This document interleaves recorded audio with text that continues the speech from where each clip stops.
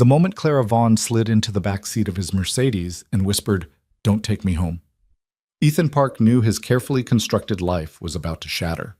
For 3 years, he'd been the invisible man, the trusted driver who saw everything and said nothing, who knew which affairs to forget and which arguments never happened. But tonight, in the rearview mirror, he saw something that changed everything. The wife of the most powerful man in Los Angeles wasn't crying. She was deciding. And when a woman like Clara Vaughn stops crying and starts deciding, someone's world is going to burn. I'm going to take you through a story about the price of seeing what you're not supposed to see and the cost of finally being seen. Stay with me until the end. I promise you won't regret it. And please, hit that like button and drop a comment telling me what city you're watching from. I love seeing how far these stories travel. Ethan Park had perfected the art of being nobody. At 32, he'd spent the last 3 years as a driver for Vaughn Capital Management, one of those sprawling financial empires that shaped the Los Angeles skyline without most people knowing its name. He wore expensive suits purchased from discount outlets, drove cars worth more than his annual salary, and had mastered the particular skill of fading into leather seats until he became part of the upholstery. The rich didn't want drivers who talked. They wanted furniture that could operate a vehicle. So that's what Ethan became. He picked up Marcus Vaughn's dry cleaning without being asked. He knew which route avoided traffic on Wilshire at 4 p.m. He understood that when Mr. Vaughn took calls in the back seat, Ethan's ears were supposed to stop working, and when Mrs. Vaughn came home with shopping bags from stores she'd never mentioned visiting, Ethan's memory was supposed to reset like a goldfish. It was easy work, in its way. Easier than his previous job managing a Jiffy Lube in Koreatown, certainly better than the retail positions before that.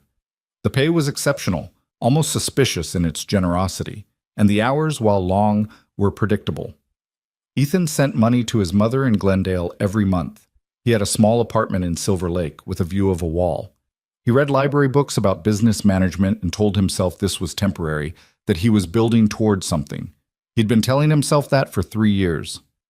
"Ethan, I need you at the gallery by 11, Marcus Vaughn said that Thursday morning, his voice carrying the particular tone of a man who'd never considered that someone might say no. "Clara's at some art opening. Bring her home." "Yes, sir." Ethan had driven Clara Vaughn perhaps 50 times in 3 years. She was always polite, always distant, always silent except for brief directions. She dressed like someone in a magazine, expensive clothes that looked uncomfortable, jewelry that probably cost more than his car, hair that had been professionally arranged to look casually perfect. She was 30 years old and looked like a woman playing a role she'd forgotten she auditioned for. The gallery was in West Hollywood, one of those aggressively minimalist spaces where the absence of furniture was somehow supposed to indicate sophistication. Ethan pulled up at exactly 11 p.m., parking in a loading zone, because men like Marcus Vaughn didn't worry about parking tickets. Clara emerged 20 minutes later. Even from a distance, Ethan could see something was different. Her hair had come partially undone. Her makeup was smudged near one eye. Not dramatically, just enough to suggest she'd rubbed at tears and then tried to fix the damage.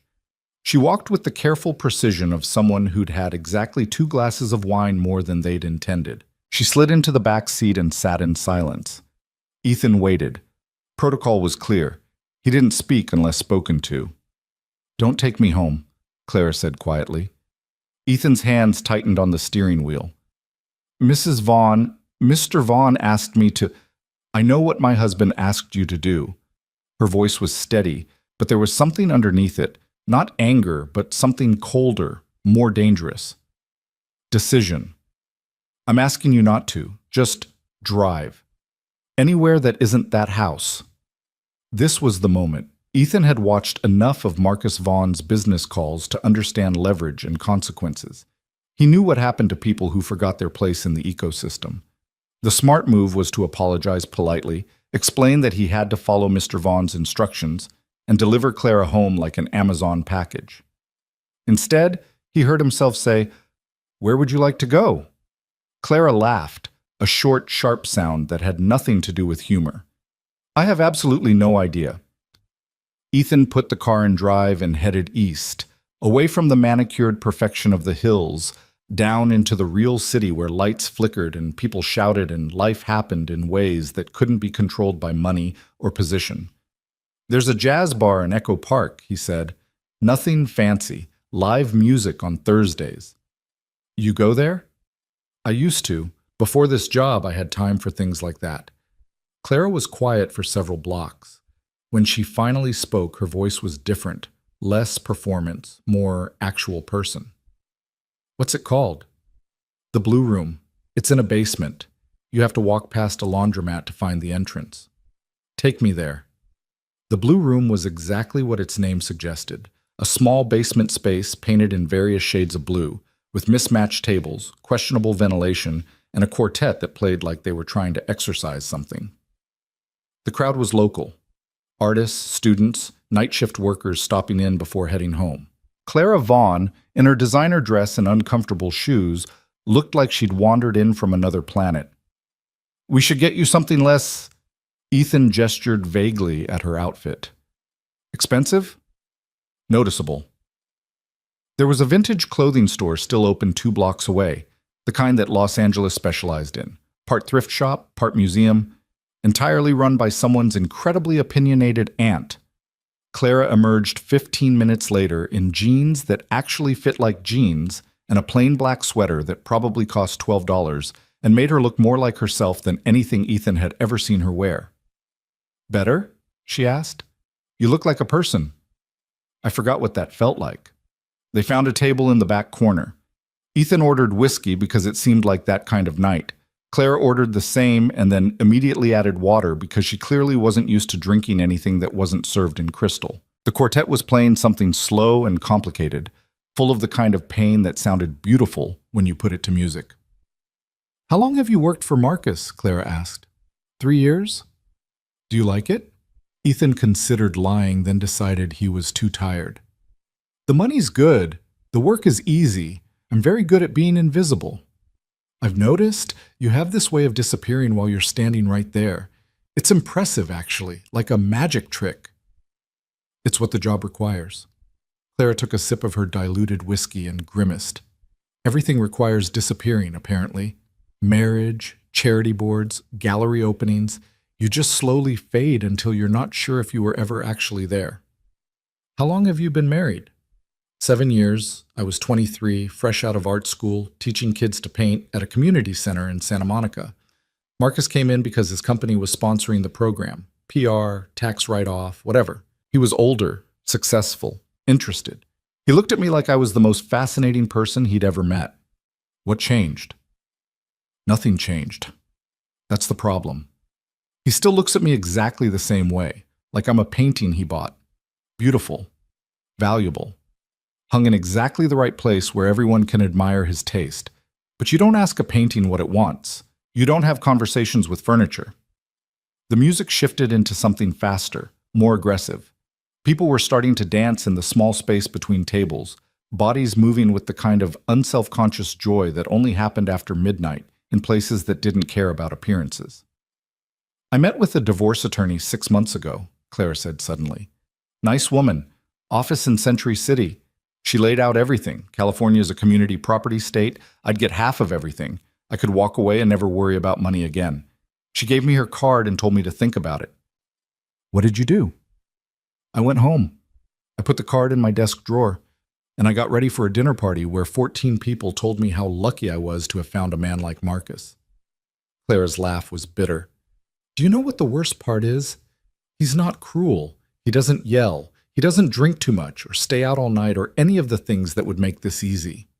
He just decides what I wear, where we go, who we see, what version of myself I'm allowed to be. And he does it so reasonably, so logically, that arguing feels like being crazy." Ethan had no idea what to say to that.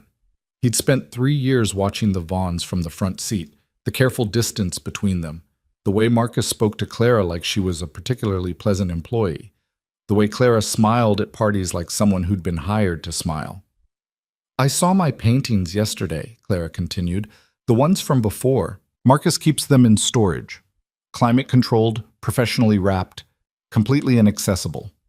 I asked if I could set up a small studio in one of the spare rooms. Do you know what he said? Darling, we have 5 spare rooms. Which one were you thinking? Like it was a negotiation, like he was being generous by letting me use space in my own house. Did you pick one? I didn't answer. I just stood there in that hallway with its perfect lighting and its perfectly curated art collection, and I realized I don't remember the last time I made a decision, a real one. Not what to order at a restaurant or which charity event to attend, but something that mattered, something that was mine. The quartet finished their set. In the brief silence before they started the next song, Ethan could hear the city above them, cars passing, someone shouting, the electrical hum of Los Angeles at night. You're making one now, he said. Am I? Or am I just having a breakdown in a jazz bar with my husband's employee? Does it matter? Clara looked at him directly for the first time all evening. You know he's going to fire you for this. Probably. And you still brought me here. You asked me to. Most people don't do what I ask. They do what Marcus wants and pretend it's the same thing. The band started playing again, something old and familiar that Ethan couldn't quite name. A woman at the next table was singing along under her breath, getting half the words wrong but not caring. I need to tell you something, Clara said, and I need you to not be polite about it, not try to make me feel better. Just tell me the truth. Okay. Am I crazy? For wanting something different? For thinking that maybe being comfortable and secure and envied isn't the same as being happy? Everyone tells me how lucky I am. My mother. My friends, well, the people who used to be my friends before they became Marcus's wife's friends. Even my therapist, in her subtle way, keeps suggesting I'm depressed, like the problem is chemistry instead of circumstance. Ethan set down his glass. My father worked in a factory in Seoul for 30 years, same job, same shift, same lunch at the same time every day. When he retired, they gave him a watch and a handshake. He died 6 months later. At the funeral, my uncle said my father had been lucky, stable job, good benefits, respect in the community. My mother didn't say anything, but I saw her face. She was thinking about all the things my father never got to do, never got to be, because lucky was supposed to be enough. Was she angry? I think she was sad, for him, for herself, for all the years they spent being grateful for something that looked like a good life from the outside, but felt like slow suffocation from the inside. Clara was crying now, silent tears that she didn't bother to wipe away. I'm not ungrateful. I didn't think you were. I know women who'd kill for what I have. That doesn't mean you have to want it. The blue room was getting crowded, bodies pressed together, the air thick with smoke and sweat, and the particular electricity of people who'd found the frequency they were looking for. Someone bumped their table, apologized, kept dancing. I don't know how to leave, Clara said quietly. I don't know how to be the person who destroys her marriage, disappoints everyone, chooses uncertainty over security. That's not who I was raised to be. Who were you raised to be?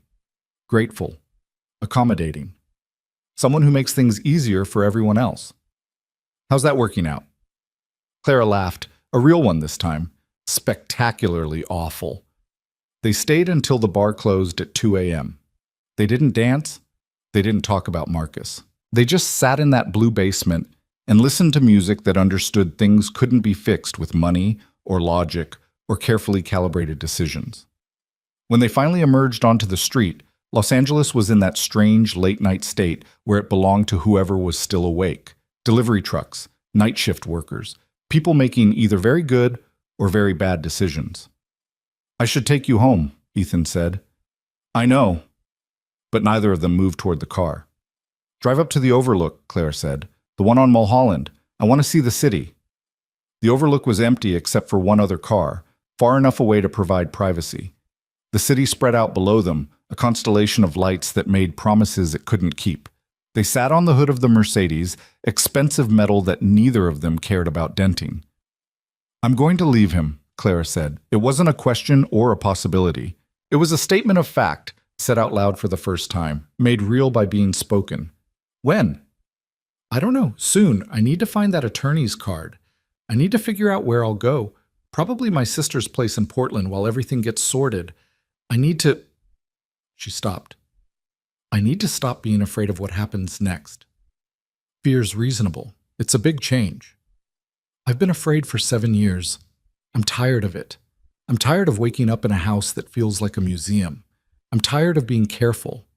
I'm tired of being the right kind of wife for a man who never asked what kind of person I wanted to be. Ethan thought about his apartment in Silver Lake, his library books about business management, his mother in Glendale, who still asked when he was going to start his real career. He thought about 3 years of being invisible, of being furniture, of telling himself it was temporary while it became permanent. "I'm going to quit," he heard himself say. Clara turned to look at him. "What?" "Your husband's going to fire me anyway. Might as well beat him to it. Go back to regular work. Cars that aren't worth more than houses. Customers who actually see me as a person instead of a service. You don't have to do that." "I know, but I think I want to." He surprised himself by meaning it. "I've been so focused on what this job looks like, the salary, the access, the idea that I was moving up somehow, that I forgot to notice what it actually is. I'm 32 years old and I spend my days being nobody. That's not strategic. That's just sad." They sat in silence, watching the city breathe below them. "This is probably the most honest conversation I've had in years," Clara said. "Same. We're going to ruin each other's lives, aren't we? You'll lose your job. I'll lose my marriage, my house, probably half my friends. People are going to think we're having an affair." "Are we?" Clara considered this.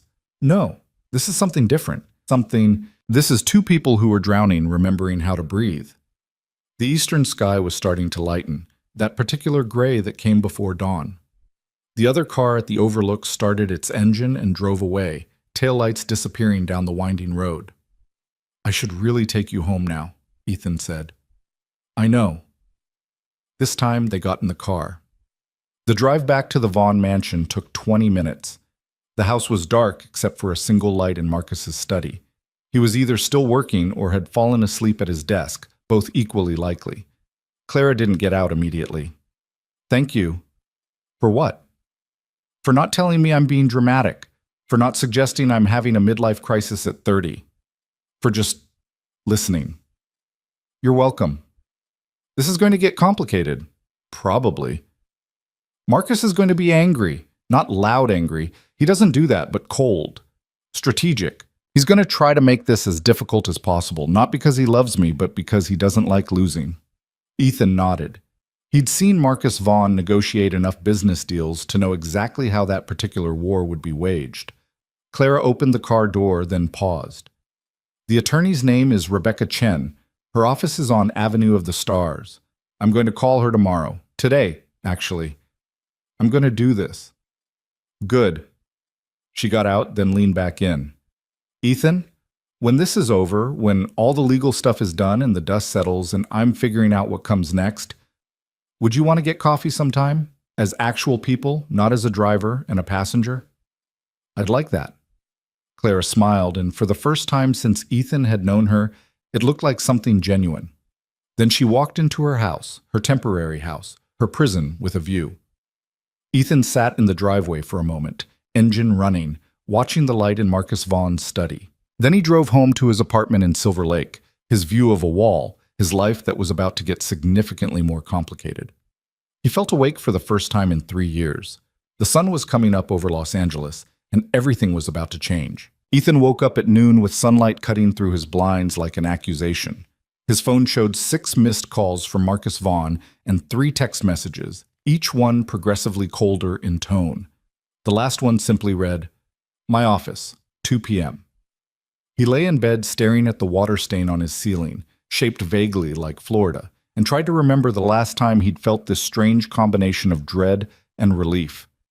It reminded him of the day he'd quit the Jiffy Lube, when his manager had told him he was making the biggest mistake of his life, and Ethan had walked out into the parking lot feeling lighter, despite having no clear plan for what came next.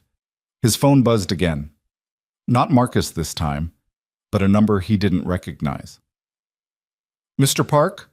This is Rebecca Chen. Clara Vaughn gave me your number. She's asked me to represent her in divorce proceedings, and she suggested I might want to speak with you about certain observations you may have made during your employment." Ethan sat up. "What kind of observations?" "The kind that help establish a pattern of controlling behavior, financial isolation, Social manipulation, the sort of thing that's difficult to prove without corroborating testimony. Rebecca's voice was professional, efficient, and carried the undertone of someone who'd fought these battles before. I understand you're still employed by Mr. Vaughn? For about 2 more hours, probably. Then perhaps we should meet.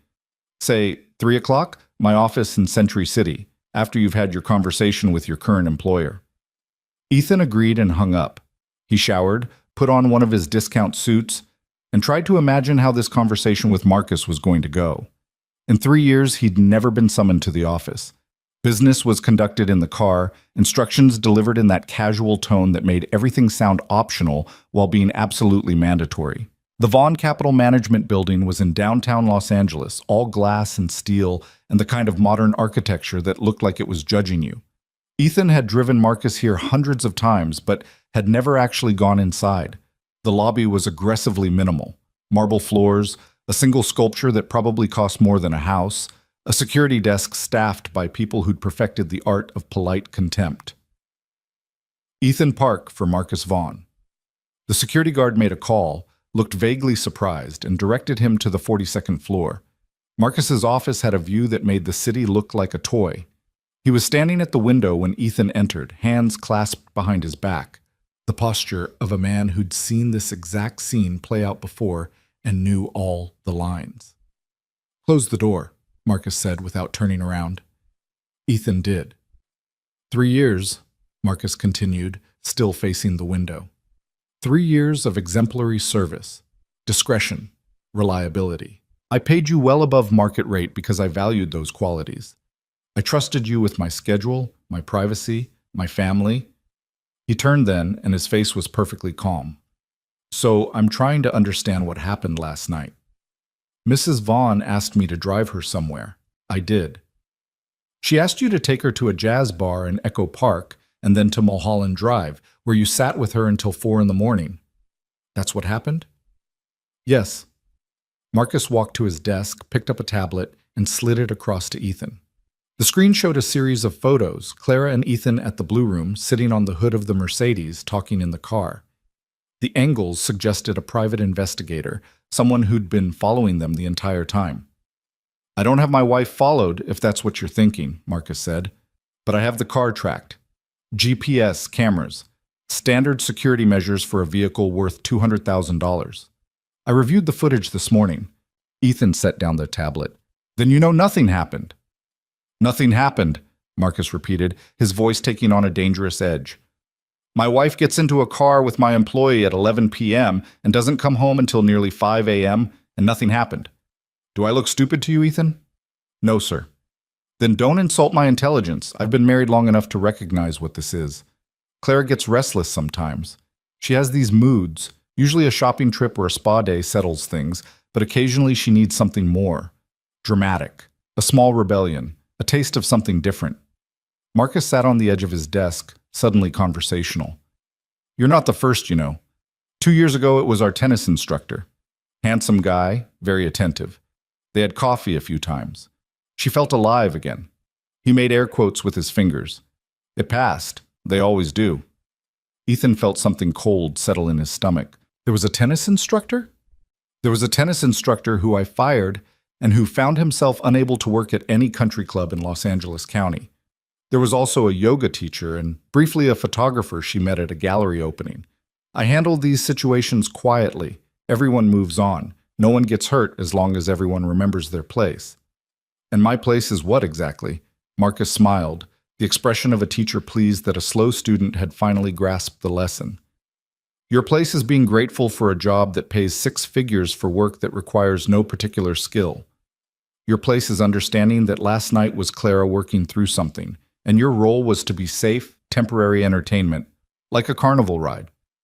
Fun for a moment, forgotten immediately after. I don't think that's what last night was. Of course you don't.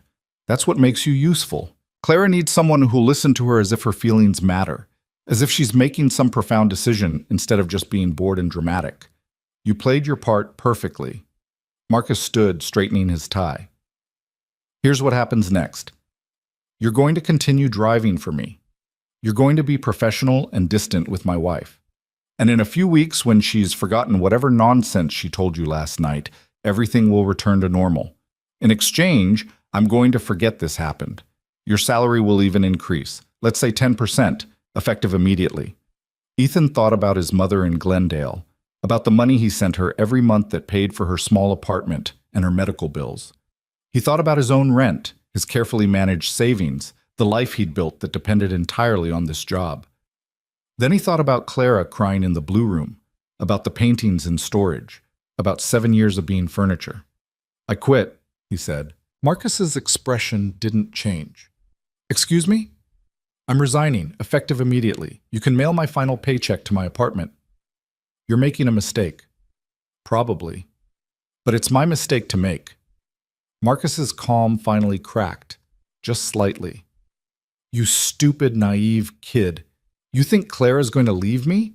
You think she's going to choose poverty and uncertainty over everything she has? She tried to leave once before, talked to a lawyer, got all excited about her independence, and then she came home. Because at the end of the day, she understands what you clearly don't. Comfort matters. Security matters. She's not going to throw away a life most people would kill for because she's bored. She's not bored. She's suffocating. Same thing, different words. Marcus walked back to the window. Get out of my office and understand something. I'm a generous man, but I'm not a forgiving one. You'll find that Los Angeles is a very small city when the right people know your name for the wrong reasons. Ethan left. His hands were shaking as he rode the elevator down, but by the time he reached the lobby, he felt that same strange lightness from years ago, that sensation of having stepped off a cliff and not yet knowing where he'd land. Rebecca Chen's office was everything Marcus Vaughn's wasn't, cluttered with case files, populated by harried-looking associates, decorated with framed degrees instead of expensive art. Rebecca herself was in her 50s, gray hair cut short, wearing a suit that prioritized function over fashion. Mr. Park, thank you for coming. She gestured to a chair across from her desk, which was buried under legal pads covered in handwritten notes. I've spent the last 3 hours with Clara. She's determined to proceed with the divorce, which is encouraging. The problem is Marcus Vaughn is exactly the kind of client who makes these cases difficult. How so? No violence, no affairs, well, none she can prove. No obvious financial crimes. Just a pattern of control so subtle and systematic that it's nearly impossible to demonstrate in court. He's never forbidden her from working. He just makes helpful suggestions about how exhausting it would be. He's never restricted her access to money. He just handles all the finances and asks her to run purchases by him. He's never isolated her from friends. They've just naturally drifted away because Clara's schedule is so carefully managed, there's never time for anyone he doesn't approve of. Ethan nodded slowly. It's like being erased in slow motion. Exactly. And in California, none of that matters for the divorce itself. It's a no-fault state. But it matters enormously for settlement negotiations. Marcus will paint Clara as unstable, impulsive, someone who can't be trusted with money or decisions. He'll draw this out, make it expensive, try to exhaust her until she accepts whatever he offers, just to make it stop. Rebecca leaned back in her chair. Which is where you might be helpful. You've been in their lives for 3 years. You've witnessed things, conversations, incidents, patterns of behavior. You want me to testify against him? I want you to be willing to give a deposition about what you've observed. Not editorialized, not dramatized, just facts. Times when Clara wanted to do something and Marcus prevented it. Instances of him controlling her schedule, her choices, her autonomy. The kind of pattern that establishes this wasn't a healthy partnership. Ethan thought about the tennis instructor Marcus had mentioned, the yoga teacher, the photographer. All of them erased from Clara's life because they'd made her feel something her husband couldn't provide. He thought about 3 years of watching a woman slowly disappear while everyone congratulated her on being so lucky. I'll do it, he said. Rebecca studied him. You understand this will have consequences? Marcus Vaughn has lawyers who will come after your credibility. They'll dig into your background, your finances, your relationships. They'll try to suggest you're lying because you're romantically involved with Clara, or because you're trying to extort money, or simply because you're a disgruntled employee. It won't be pleasant. I just quit my job and probably torched my professional reputation in this city. Unpleasant seems relative at this point. Rebecca almost smiled. Clara said you were different, that you actually listened instead of just waiting for your turn to talk. It's a rare quality. She pulled out a legal pad. Tell me about the first time you noticed something was wrong in their marriage. They talked for 2 hours. Ethan described the dinner party where Clara had expressed interest in taking a photography class, and Marcus had gently suggested she was already so busy with her charity commitments. He recounted the morning Marcus had canceled Clara's lunch with a college friend because it conflicted with a business dinner she needed to attend. He listed the times Clara had asked about resuming teaching, and Marcus had pointed out how unstable those jobs were, how it would be stressful, how she didn't need the money anyway. None of it was dramatic. None of it would make headlines. But piece by piece, it painted a picture of a woman whose life had been carefully curated until she existed only in the spaces her husband permitted. This is good, Rebecca said when they finished. Not enough to change the legal outcome. She still gets half of everything regardless, but enough to prevent Marcus from painting her as incompetent or irrational. That matters. She closed her notebook. One more question. What's your relationship with Clara? I drove her places for 3 years. Last night we had a conversation. That's all? That's all. Rebecca nodded, but her expression suggested she heard what Ethan wasn't saying. Marcus is going to claim otherwise. You should be prepared for that. Ethan left the office as the sun was setting, turning the glass buildings into mirrors of fire. His phone showed a text from Clara. Thank you for meeting with Rebecca. I know this is asking a lot. He typed back, It's not. How are you doing? The response came quickly. Scared, relieved, both at once. Is that normal? Probably. Marcus knows I met with Rebecca. He's being very calm about it, very reasonable. It's terrifying. Ethan could imagine it perfectly. Marcus in full control, explaining with perfect logic why divorce was unnecessary, how they could work through this, how Clara was being impulsive and emotional. Do you have somewhere safe to stay? He texted. My sister's flying in tomorrow. We're going to a hotel while we figure out the next steps. Rebecca suggested it was better to establish physical separation early. Good. Ethan, I meant what I said last night. When this is over, I want to get coffee. As people. Not as whatever we were before. I'd like that too. He went home to his apartment in Silver Lake, his view of a wall, his life that had imploded in less than 24 hours. He should have felt panicked. No job, no prospects, no plan. Instead, he felt clear-headed in a way he hadn't experienced in years. His phone rang. His mother. Ethan, I got your check. It's too much again. You need to save for yourself. I can afford it, Mom. For how long? You never tell me anything about this job. Is it stable? Are they treating you well? He'd never told his mother what he actually did for Marcus Vaughn. She thought he was in financial services, something vague and respectable that justified the salary. The truth felt too much like admitting he'd become exactly what his father had been, invisible, replaceable, grateful for scraps. I quit today, he said. Silence on the other end. Then, why? Because I was good at being nobody, and it turns out that's not actually a skill worth developing. Ethan, that makes no sense. I know, but it's true anyway. His mother sighed, the particular sound of a parent who'd spent decades translating their child's incomprehensible decisions into something resembling logic. Do you have another job? Not yet. Do you have savings? Some. Then you're a fool, but you're not a stupid fool. There's a difference. She paused. Your father would have kept that job. He would have said security matters more than pride. I know. But he also died having never taken a risk in his life, and I think he regretted that more than any of us understood. Her voice softened. Be careful, but be brave. And call me when you figure out what comes next. After they hung up, Ethan sat on his couch and finally let himself think about what he'd actually done.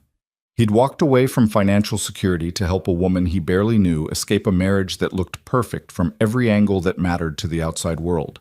He'd made himself an enemy of a powerful man who'd explicitly told him Los Angeles was a small city. He'd also, for the first time in years, done something that felt true. His phone buzzed with an email. Marcus Vaughn's lawyers, formally terminating his employment and reminding him of the non-disclosure agreement he'd signed 3 years ago. The implication was clear. Talk about what you've seen, and we'll bury you in legal fees. Ethan forwarded it to Rebecca Chen with a simple note. Is this enforceable? Her response came within minutes. Only for proprietary business information. They can't stop you from testifying about personal observations in a legal proceeding. They're trying to scare you. Don't let them. He looked around his apartment.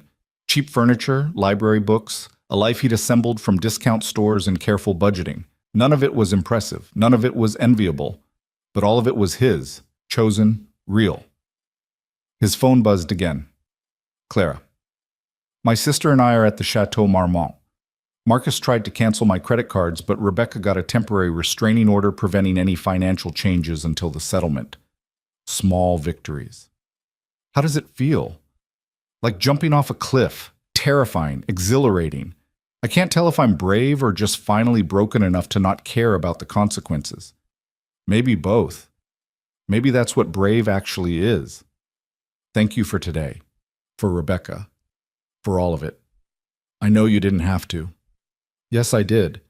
He meant it. There were things you could walk away from and things that would haunt you if you did. Clara's face in the blue room, finally letting herself cry, finally letting herself want something different, that wasn't the kind of thing you could unsee. Ethan spent the evening updating his resume, a document he hadn't looked at in 3 years. The employment gap was going to be awkward to explain. Driver for wealthy executive looked either impressive or servile depending on how you presented it, and either way raised questions about why he'd left. He settled on private transportation specialist and tried not to think about how pretentious it sounded. Around midnight, his phone rang again. Unknown number. Mr. Park, this is James Chen, Marcus Vaughn's attorney. I'm calling as a courtesy to let you know that Mr. Vaughn is considering legal action regarding your breach of fiduciary duty and violation of privacy agreements. However, he's willing to forego litigation if you're willing to sign a statement confirming that nothing inappropriate occurred between yourself and Mrs. Vaughn, and that you have no reason to believe Mr. Vaughn behaved in any controlling or abusive manner during his marriage. Ethan could hear the script in the man's voice, the careful phrasing that sounded like an offer, but was actually a threat. Tell Mr. Vaughn I'll be happy to discuss my observations with his wife's attorney or in a formal legal proceeding. Otherwise, I have nothing to say. That's unfortunate. Mr. Vaughn was hoping to resolve this amicably. I'm sure he was. Ethan hung up and immediately called Rebecca, who answered despite the late hour. They're already trying to intimidate you, she said after he'd explained. That's actually good news. It means they're worried about what you might say. Document everything, every call, every email, every contact, and don't engage directly. All communication goes through me now. After they hung up, Ethan tried to sleep, but his mind kept circling back to the same thought. 24 hours ago, he'd been nobody, invisible, safe. Now he was in the middle of a war between two people with more money and power than he'd ever have, and his only weapon was the truth about what he'd witnessed. It should have felt foolish. Instead, it felt necessary. His phone lit up with one final text from Clara. I'm scared I'm going to wake up tomorrow and lose my nerve, that I'm going to call Marcus and apologize and go back to that house and pretend the last 2 days never happened. He stared at the message for a long moment, then typed, Then don't go to sleep yet. Stay awake. Make it to morning. Make one choice at a time. Is that what you're doing? Yes. Is it working? Ask me tomorrow. But even as he sent it, Ethan knew the answer. He'd already crossed the line. There was no going back to being furniture, no returning to the comfortable invisibility he'd perfected. Whatever came next, unemployment, legal battles, the systematic dismantling of his credibility, at least it would be real. At least he would be seen. Morning came with the kind of aggressive sunshine that made Los Angeles feel like it was mocking anyone having a bad day. Ethan woke up to 17 new emails, most of them automated job alerts for positions he was overqualified for or underqualified for, with nothing in between. One was from Rebecca Chen with the subject line, Deposition scheduled, 2 weeks, and an attachment that was probably several dozen pages of legal preparation he didn't want to think about yet. He made coffee and sat at his small kitchen table, looking at his bank account on his phone. 3 months of expenses, maybe 4 if he was careful. After that, things would get complicated. His phone rang. Unknown number again, but this time he answered. Ethan Park? A woman's voice, bright and professional. This is Jennifer Walsh from Los Angeles Magazine. I'm working on a piece about Marcus Vaughn, business profile, the usual, and I understand you worked for him recently. Would you be willing to answer a few questions? How did you get my number? A source. Look, I'm not trying to cause problems. I just want to get a complete picture. Off the record if you prefer. Ethan hung up. 2 minutes later, his phone buzzed with a text from Rebecca. Do not talk to reporters. Marcus's team is planting stories. Anything you say will be twisted. He texted back. Already figured that out. The rest of the morning passed in a blur of job applications and growing anxiety. He'd worked in car sales before the driver position, had managed a service center, had some customer relations experience. None of it felt substantial enough to explain the gap, to justify why he'd left a 6-figure job for uncertainty. Around noon, Clara called. Are you okay? He asked. Define okay. Her voice sounded raw, like she'd been crying or hadn't slept, or both. My sister flew back to Portland this morning. Work emergency. Marcus has been calling every hour. Very concerned, very loving, asking if I'm safe, if I need anything, reminding me that we can work through this together. He's staying at the house, being respectful of my space at the hotel. It's also perfectly calibrated to make me feel like I'm the crazy one. You're not crazy. Then why does this feel insane? I'm sitting in a hotel room that costs $400 a night, burning through money I technically don't have access to yet, hiding from a man who's never hit me or cheated on me or done anything a divorce court would care about. What's my story? He was too controlling? He made me feel small. Good luck making that sound like anything other than buyer's remorse. Ethan could hear the panic in her voice, the way doubt crept in when you were alone with your thoughts for too long. Do you want to get out of that hotel room? And go where? Anywhere. Take a walk. Get lunch. Remind yourself what it feels like to make a choice without asking permission. Silence on the other end, then a shaky laugh. That's actually good advice. I'm unemployed and possibly unemployable. I've got nothing but time to dispense advice. Ethan, I'm sorry, this is my fault. It's not. I made my own choices. Meet me somewhere. We'll figure out the rest later. They met at a diner in Koreatown, the kind of place that served breakfast all day and didn't care what you looked like or how long you stayed. Clara arrived wearing sunglasses indoors and a baseball cap pulled low, looking like someone who'd seen too many movies about going incognito. Subtle, Ethan said as she slid into the booth across from him. I feel ridiculous. But also, what if someone sees me? What if it gets back to Marcus that we're meeting? We're two people having lunch. That's not illegal. It's not illegal, but it's ammunition. His lawyers will use it. They'll say I left him for you, that this was an affair, that I'm unstable and impulsive and making decisions based on infatuation rather than reason. The waitress came by and Clara ordered coffee she immediately dumped too much cream into. Her hands were shaking slightly. Rebecca called this morning, Clara continued. The deposition is scheduled. Marcus's lawyers want to ask me about our marriage, about my mental health, about my relationship with you. They're going to make me explain why I want to leave a man who's never been anything but successful and generous and appropriate. And I don't have a good answer. I can't point to anything concrete. I just know that I can't breathe in that house, that I've been slowly erasing myself for 7 years. But how do you prove that?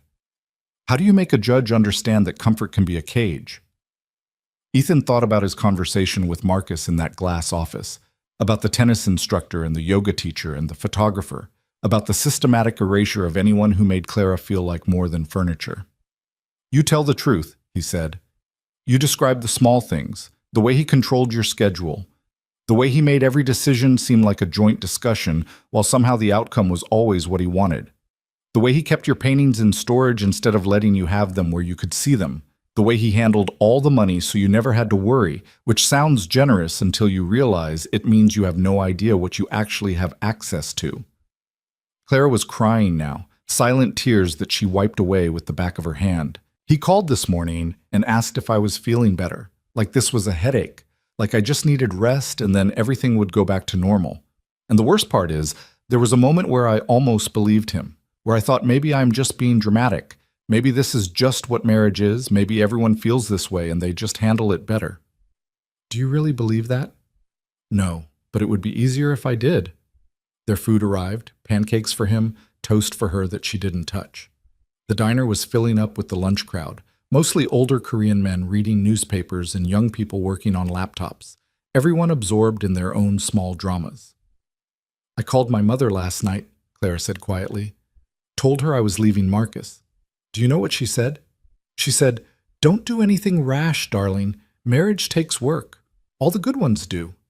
Then she reminded me that Marcus has been very good to our family, that my father's medical bills would have bankrupted them if Marcus hadn't helped. She didn't say I owed him. She didn't have to. That's not your debt to pay. Isn't it? Marcus paid for my father's cancer treatment. He helped my sister buy her house. He's been nothing but generous to everyone in my life. How do I walk away from that? How do I be the person who destroys everything because she's unhappy? Ethan set down his fork. My father died 6 months after he retired. You know what I remember from the funeral? Not the people telling my mother how lucky she was to have had such a stable, reliable husband. I remember my uncle pulling me aside and saying, "Don't make your father's mistake. Don't wait until it's over to figure out you never lived." That stayed with me, because my father was a good man who did everything right and died having never taken a risk, never chased anything that scared him, never asked for more than what was safe and guaranteed. You think I'm being selfish. I think you're being brave. There's a difference. Clara picked up her coffee, put it down without drinking. Rebecca says the deposition is going to be brutal. Marcus's lawyers are going to try to prove I'm mentally unstable. They've already subpoenaed my therapy records. Apparently wanting to talk to someone about feeling trapped in your marriage is evidence of instability rather than self-awareness. Can they do that? In a divorce proceeding? Apparently yes. They can ask about medication, about diagnoses, about every session where I talked about feeling isolated or controlled, and then they'll use it to suggest I can't be trusted to make rational decisions about property division or anything else. The injustice of it made Ethan's chest tight. What does Rebecca say? She says we knew this would be ugly, that Marcus is scared, which makes him dangerous, that the fact he's going this hard this fast means he knows he's losing control and he's trying to get it back the only way he knows how, through intimidation and legal maneuvering. Clara finally took a sip of coffee. She also said you're being deposed the same day, that Marcus's team is going to try to establish that you and I are romantically involved, that you're biased, that your testimony is worthless because you're lying to help me. Let them try. Ethan, they're going to destroy your credibility. They're going to dig into your background, your finances, every mistake you've ever made. They're going to paint you as an opportunist trying to take advantage of a vulnerable woman. This is going to follow you. I know. Then why are you doing this? Ethan thought about that question, about the real answer underneath the obvious one. Brian! Because 3 years ago, I took a job being invisible. I got really good at it. So good that I started to forget I was even there. And then I spent one night listening to someone talk about what it feels like to slowly disappear, and I recognized it. Not because I understood your situation exactly, but because I understood what it costs to live a life that looks right from the outside while feeling wrong from the inside. And I can't unsee that. I can't go back to pretending it doesn't matter. Clara reached across the table and took his hand. It was the first time they'd touched beyond a handshake, and Ethan felt the weight of it. The way this simple gesture would be photographed, if anyone was watching, would be presented as evidence of something that wasn't quite true, but also wasn't quite false. When this is over, she said, when the divorce is final and the lawyers are done and I'm figuring out what my life looks like when I'm actually in charge of it, I want to take you to dinner, a real one. Not hiding in a diner in Koreatown, not worried about who might see us. Just two people who went through something terrible and came out the other side. I'd like that. She pulled her hand back and the moment passed. I should go. Rebecca wants to prep me for the deposition, and apparently it's going to take days. She says I need to be ready for every possible question, every angle they might use to make me look unstable or vindictive or gold-digging. You're none of those things. Tell that to Marcus's lawyers. She stood, adjusted her ridiculous sunglasses. Thank you for meeting me, for not making me feel crazy. After she left, Ethan sat in the booth for another hour, drinking bad coffee and watching Koreatown move past the window. His phone buzzed with the text from a number he recognized, his old manager from the Jiffy Lube. Heard you're back on the market. We could use someone with your experience. Not glamorous, but it's steady work. Ethan stared at the message for a long time. Steady work, reliable income, a return to the life he'd had before Marcus Vaughn, before expensive suits and invisible servitude, before he'd learned what it cost to be comfortable. He texted back, "Thanks, I'll think about it." But even as he sent it, he knew he wouldn't take the job. Couldn't take it. Something had shifted in him that night at the Blue Room, some fundamental understanding about the difference between safety and surrender. Going back would feel like admitting the last 3 years had been wasted, that the choice to walk away had been naive rather than necessary. His phone rang again. Rebecca Chen. "We have a problem," she said without preamble. Marcus's team just filed a motion suggesting Clara is mentally incompetent to handle her own affairs. They're claiming she's having a breakdown, that she's not capable of making rational decisions about the divorce, and that the court should appoint a conservator to manage her interests. Can they do that? They can file anything they want. Whether it goes anywhere is another question. But it's a strategic move. It puts Clara on the defensive, forces her to prove she's sane instead of focusing on the actual issues in the marriage. It's also designed to humiliate her, to make her feel small and powerless, which is exactly Marcus's pattern. What do? We fight it. We have Clara evaluated by an independent psychiatrist who will testify that she's perfectly competent. We document the pattern of control and intimidation. And we use your deposition to establish that this is Marcus's standard operating procedure. When he can't control the narrative, he attacks the credibility of anyone who opposes him. Rebecca paused. Which brings me to the other problem. Marcus's team has started background research on you. They've found some things. Ethan's stomach dropped. What things? Your father's death was ruled a suicide. You didn't mention that. The word hung in the air between them, heavy with implications Ethan had spent years trying to outrun. It was. He hung himself in his garage 6 months after he retired. I don't talk about it because it doesn't have anything to do with any of this. Marcus's lawyers are going to suggest it has everything to do with this.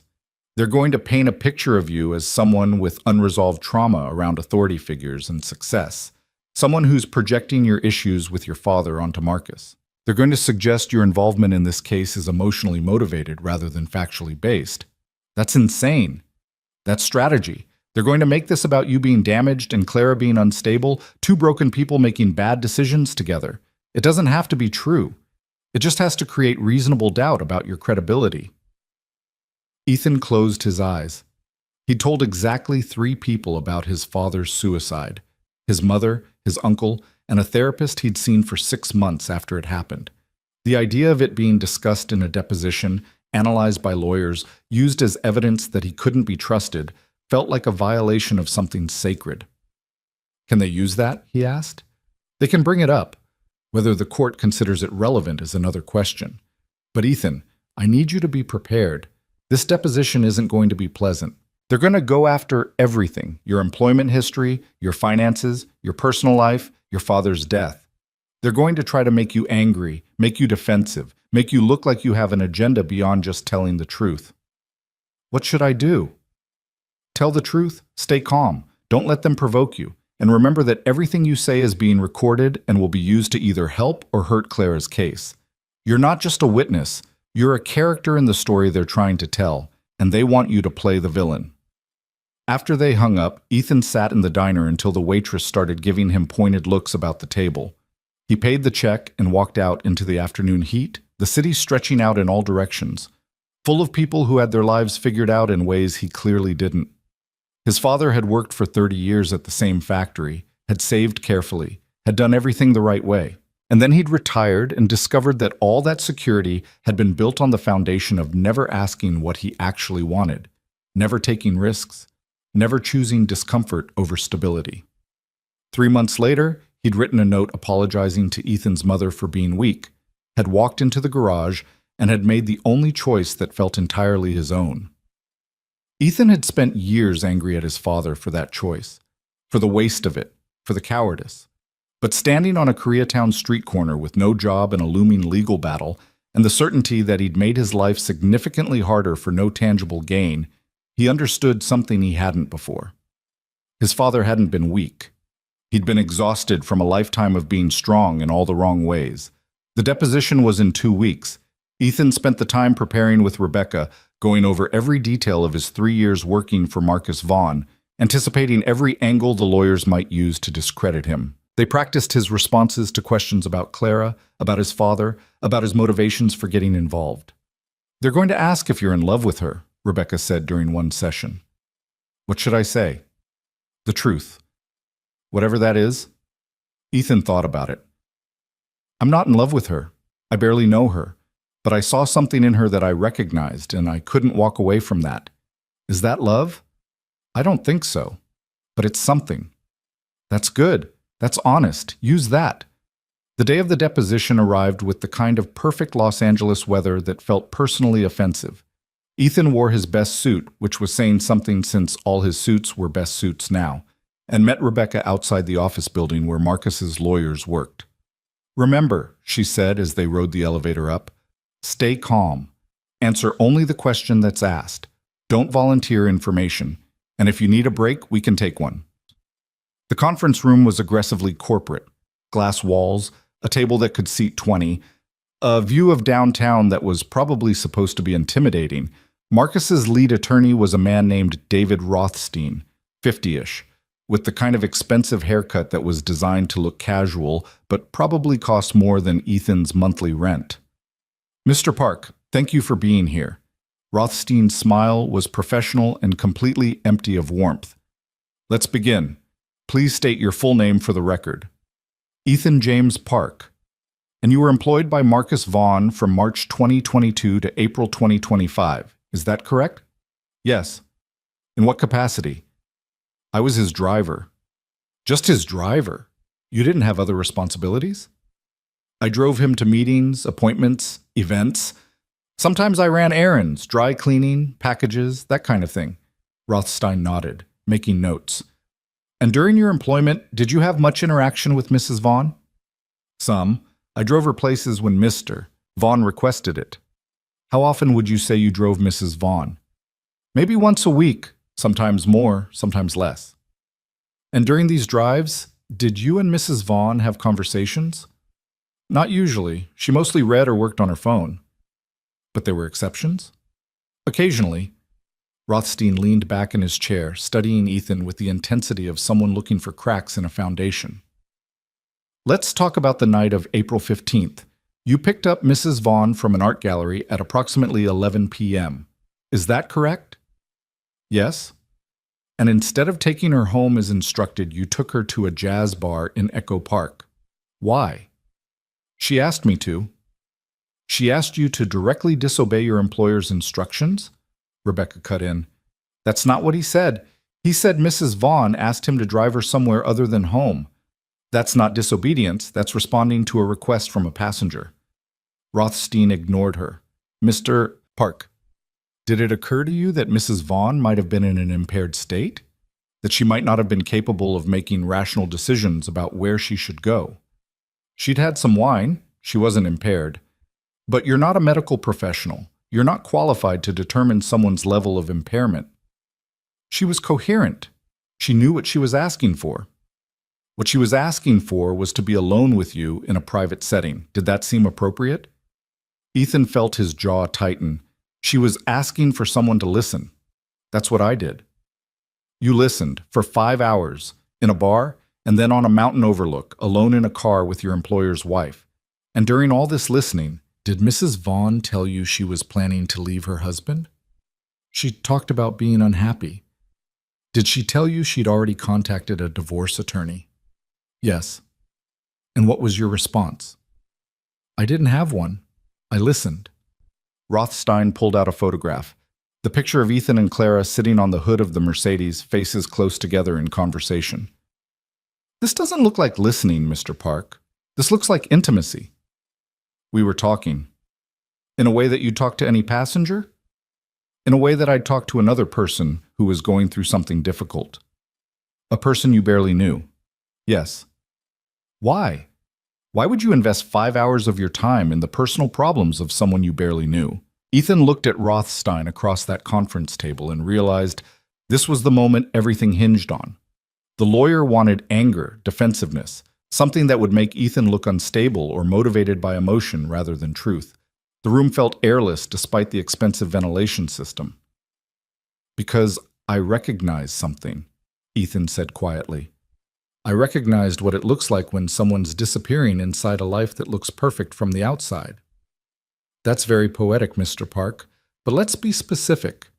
You recognize this because of your father's suicide, correct? Rebecca's hand came down on the table. That's irrelevant, and you know it. Is it? Mr. Park's father spent 30 years in what looked like a stable, successful life, then killed himself shortly after retirement. I think it's entirely relevant to understanding why Mr. Park might project his unresolved trauma onto a situation that doesn't warrant it. Ethan's hands were clenched under the table, nails digging into his palms. My father's death has nothing to do with this. Doesn't it? A man who appeared successful on the surface but was deeply unhappy underneath. A pattern of doing what was expected rather than what was wanted. Doesn't that sound familiar? Doesn't that sound exactly like how you've characterized Mr. Vaughn's marriage? My father worked in a factory. Marcus Vaughn runs a financial empire. The situations aren't comparable. But the feelings are, aren't they? The sense of being trapped by expectations, the slow erosion of autonomy. You saw your father live that way for 30 years and then end his life over it. So when you encountered Mrs. Vaughn expressing similar feelings, you didn't see a woman having a temporary crisis in an otherwise stable marriage. You saw your father, and you decided to save her in a way you couldn't save him. The accuracy of it was like a knife. Ethan forced himself to breathe, to stay calm, to remember Rebecca's coaching. Mrs. Vaughn's situation is real. It's not a projection. According to you, but you've admitted you barely knew her before that night.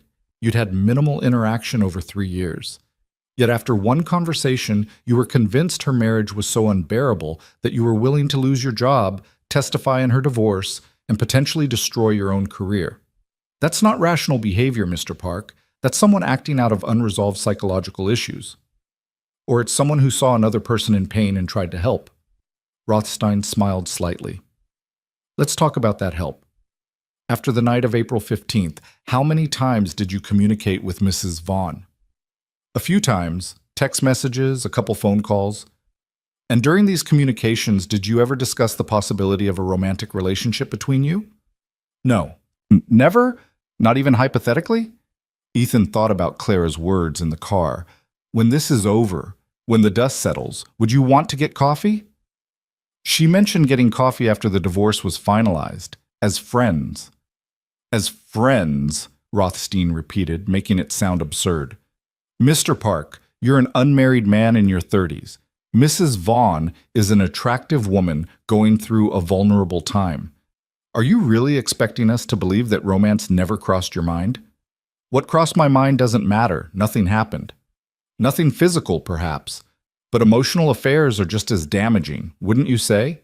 You became the person she confided in, the person she turned to when she was unhappy with her husband, the person who validated her worst feelings about her marriage.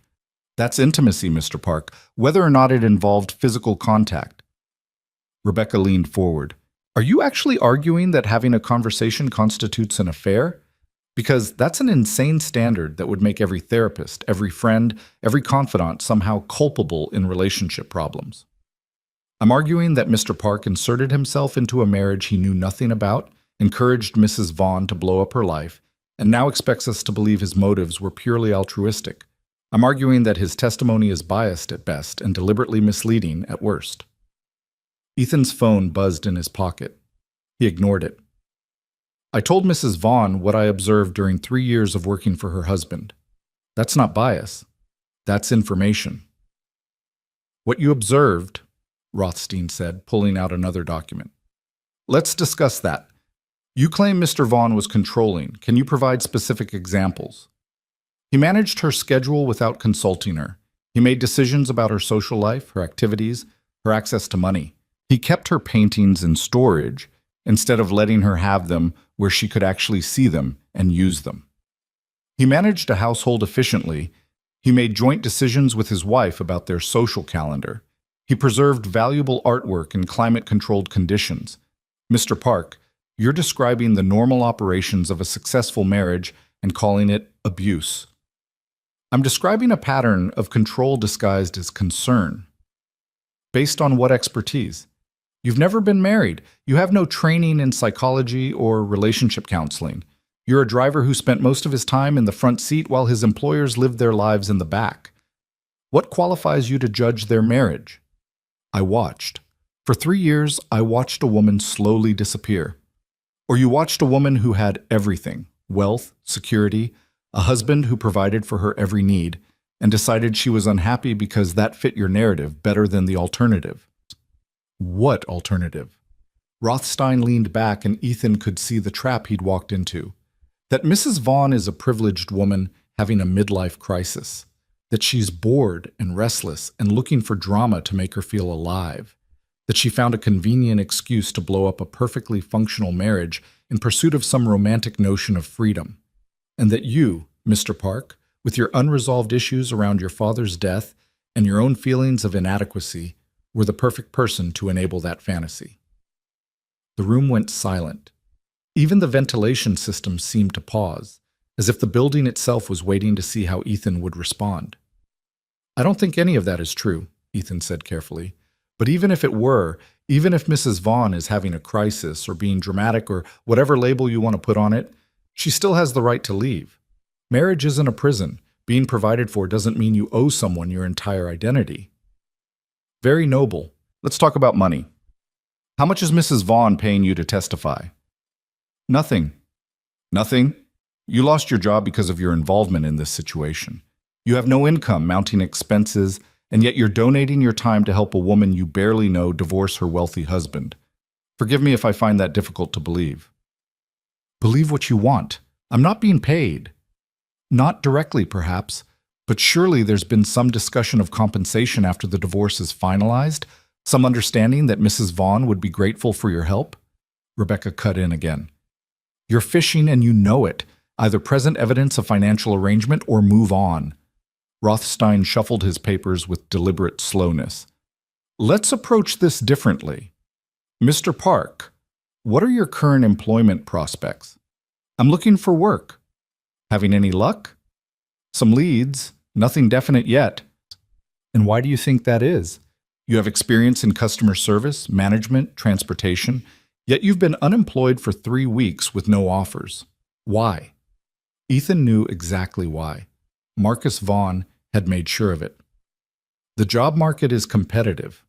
Or perhaps word has gotten around that you betrayed your former employer's trust, that you violated confidentiality agreements, that you can't be trusted with sensitive information about the people who employ you. Those would all be reasonable concerns for potential employers, wouldn't they?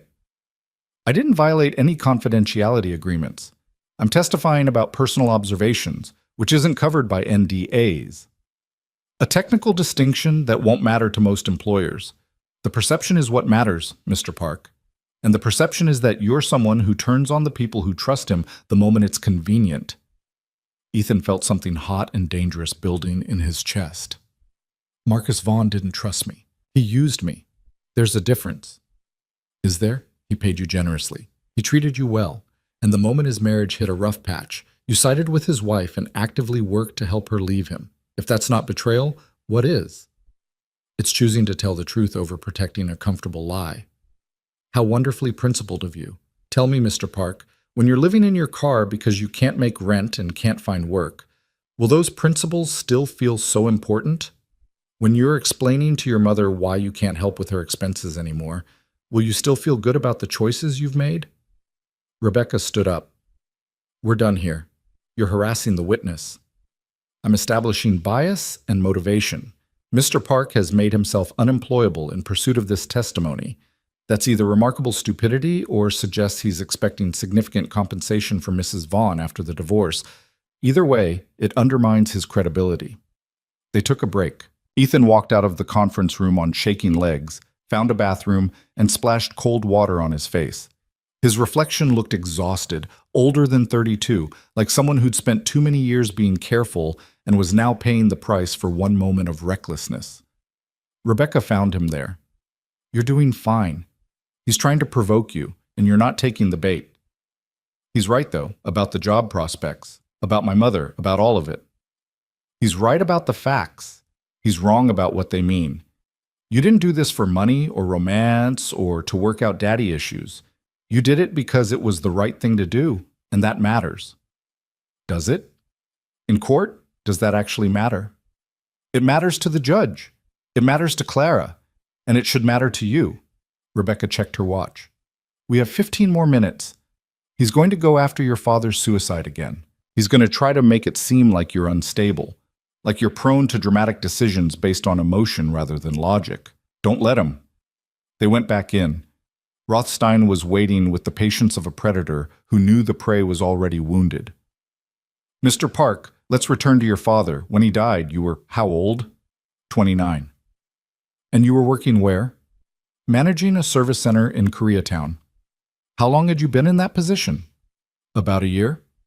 "Before that?" "Retail, various positions." "So you'd spent your 20s moving between jobs, never really settling, never finding a career path. Would you say you were struggling to find your place in the world?" Ethan saw where this was going. "I was figuring things out. And then your father died. Suddenly. Violently, in a way that suggested he'd been deeply unhappy despite appearing stable and successful to everyone around him. That must have been devastating." "It was. Did you seek therapy after his death?" Ethan hesitated. This information wasn't public, which meant Marcus's investigators had been thorough. "Yes, for about 6 months." "And during that therapy, did you discuss your father's reasons for taking his life?" "We discussed my grief, my anger, my confusion about how someone could seem fine and be so completely not fine underneath. Did your therapist suggest that you might have unresolved feelings about authority figures? About success? About the cost of conforming to expectations?" Rebecca objected, but Rothstein had already made his point. The narrative was clear. Ethan was a troubled man with psychological issues stemming from his father's suicide, projecting those issues onto Clara's situation, unable to distinguish between his trauma and her reality. "I had feelings," Ethan said quietly. "Everyone who loses someone to suicide has feelings. But this isn't about my father. This is about what I witnessed in Marcus Vaughn's marriage. What you think you witnessed, filtered through the lens of your own unresolved trauma.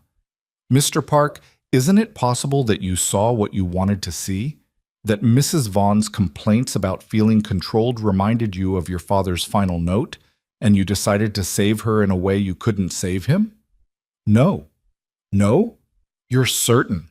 Even though by your own admission you barely knew Mrs. Vaughn before that night? Even though you had no context for her marriage beyond what you observed from a driver's seat? Even though your entire understanding of the situation is based on one 5-hour conversation with a woman who'd been drinking?" "I know what I saw, I know what I heard, and I know the difference between someone having a bad day and someone who's been systematically erased over the course of years." "Systematically erased," Rothstein repeated, his voice dripping with skepticism.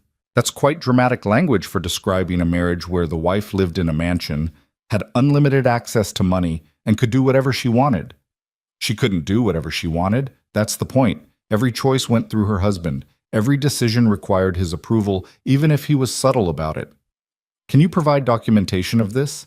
Emails where Mr. Vaughn forbade his wife from doing something? Text messages where he explicitly controlled her choices?"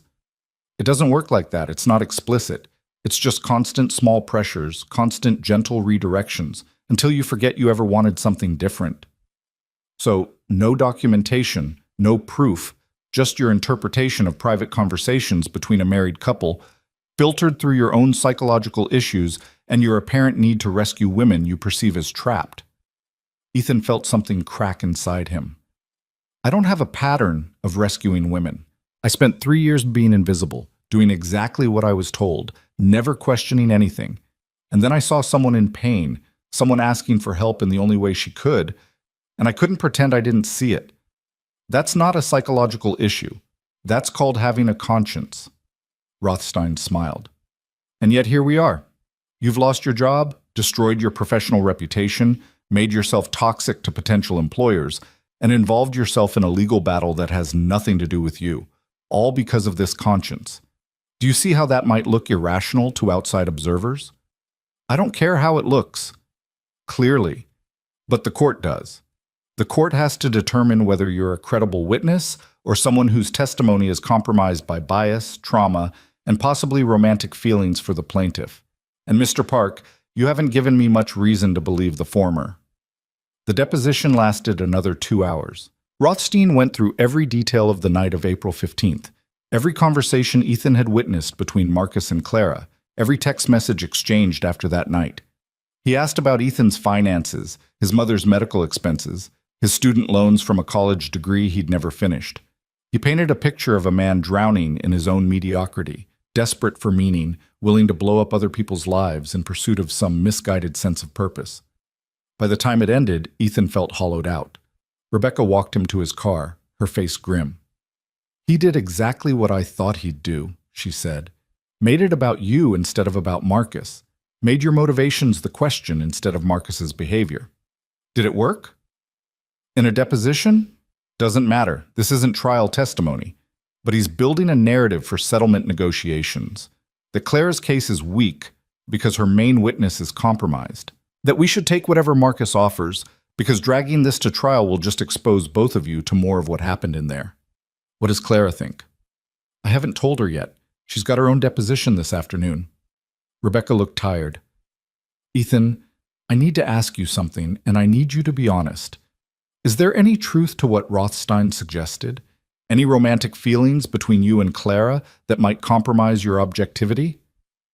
Ethan thought about that question, really thought about it. "I don't know her well enough to have romantic feelings, but do I care what happens to her? Yes. Does watching someone fight for their right to exist on their own terms matter to me? Absolutely. Is that bias? Maybe, but it's also just being human." "That's good. Hold on to that, because this is about to get worse before it gets better." She was right. That evening, Ethan's phone exploded with messages. Someone had leaked details from his deposition to a gossip blog. The headline read, "Vaughn Divorce Drama. Driver Claims Dead, Father Inspired Testimony." The article was gleefully vicious, painting Ethan as an unstable opportunist with daddy issues trying to break up a successful marriage. The comments were worse. His mother called, "Ethan, what is this? Why is our family's private business on the internet? Marcus Vaughn's lawyers are trying to discredit me. I'm sorry, Mom. I didn't think they'd go this far. Your father's death is being discussed by strangers, people who didn't know him, who have no right to judge." Her voice broke. "This is what your principles cost? Our privacy? Our dignity? I'm sorry. Sorry doesn't fix this. Sorry doesn't make people forget what they've read." She was crying now. "Your father spent his whole life trying to do the right thing. He would be so ashamed to have his death used like this." The line went dead. Ethan sat in his apartment, in the dark, looking at his phone as the messages kept coming. Friends he hadn't spoken to in years asking if he was okay. Former colleagues distancing themselves. A few supportive messages, but mostly just shock and judgment, and the particular cruelty of people who didn't know him deciding they understood his motives better than he did. His phone rang. "Clara." "I'm so sorry," she said immediately. "This is my fault. I shouldn't have asked you to get involved. I shouldn't have—" "It's not your fault. They're destroying you, your father, your job, everything. And for what? So I can get out of a marriage that half the world thinks I'm crazy for wanting to leave? Maybe everyone's right. Maybe I'm just being dramatic, and this is all a huge mistake." "Do you believe that?" Silence. Then, "No. But I wish I did. It would be so much easier." "How was your deposition?" "Brutal. They asked about every therapy session, every prescription, every moment I've ever expressed dissatisfaction with anything. They made it sound like I'm emotionally unstable, like I can't be trusted to know my own mind. And the worst part is, by the time they were done, I started to wonder if they were right. If maybe I am just broken in some fundamental way, and this whole thing is just a symptom of that brokenness." "You're not broken." "How do you know? You barely know me." It was the same argument Rothstein had made, and Ethan didn't have a better answer now than he'd had then. Because broken people don't fight this hard. They give up. They go back to what's comfortable even when it's killing them. You're still fighting. Claire's laugh was bitter. Fighting, is that what this is? Feels more like drowning. Same thing sometimes. They talked for another hour, two people in separate apartments across Los Angeles, both wondering if they'd made a terrible mistake, both too far in to turn back. When they finally hung up, Ethan looked around his apartment at the life he'd built. Cheap furniture, library books, a view of a wall, and tried to remember why any of this had seemed worth it. His phone buzzed with a text from an unknown number. This is David Rothstein. Mr. Vaughn is prepared to make a settlement offer that's very generous to Mrs. Vaughn in exchange for her agreement to proceed with the divorce quietly, without testimony from peripheral witnesses. Translation: take the money, drop the narrative about abuse and control, and leave you out of it. He's also prepared to write a letter to potential employers confirming that your termination was a mutual decision and that he has no concerns about your professionalism. All of this goes away. You both get what you want. Think about it. Ethan stared at the message for a long time. It was a good offer, better than good. Clara would get her divorce and enough money to never worry again. He'd get a reference that would erase the employment gap, make him hireable again, let him rebuild the life he'd destroyed. All it would cost was the truth. He called Rebecca. They sent you the offer? She asked. Yes. What does Clara think? She's considering it. Half of everything is still substantial, enough to start over, buy a place, set up a studio. And it would mean no trial, no more depositions, no more having her mental health dissected in public. It's tempting. But it means Marcus wins. Not the divorce, that's happening either way. But the narrative. It means he gets to tell everyone that Clara was just having a crisis, that there was no abuse or control, that he was a generous husband whose wife had some kind of breakdown. It means everything we've said about the pattern of behavior gets erased. Does that matter if Clara's free? Rebecca was quiet for a moment. I don't know. That's for her to decide. But Ethan, if she takes this deal, you need to take it too. Get that reference letter. Rebuild your career. Don't let this destroy your life. And if she doesn't take it, then we go to trial. And it gets worse before it gets better. A lot worse. Ethan looked out at his window at the wall he'd been staring at for years, at the small slice of sky visible above it, and made his choice. Tell Clara I'm in. Whatever she decides, I'm in. If she wants to take the settlement and move on, I support that. If she wants to fight, I'll fight with her. But it's her call, not mine. You're sure? No. But I'm committed anyway. He hung up and sat in the dark, waiting to see what came next, knowing that whatever it was, there was no going back to who he'd been before that night at the Blue Room, before he'd remembered what it felt like to be seen. Clara's answer came at 2 a.m. Ethan was lying awake in bed, staring at the ceiling water stain that looked like Florida when his phone lit up with her message. I can't take the settlement. I'm sorry.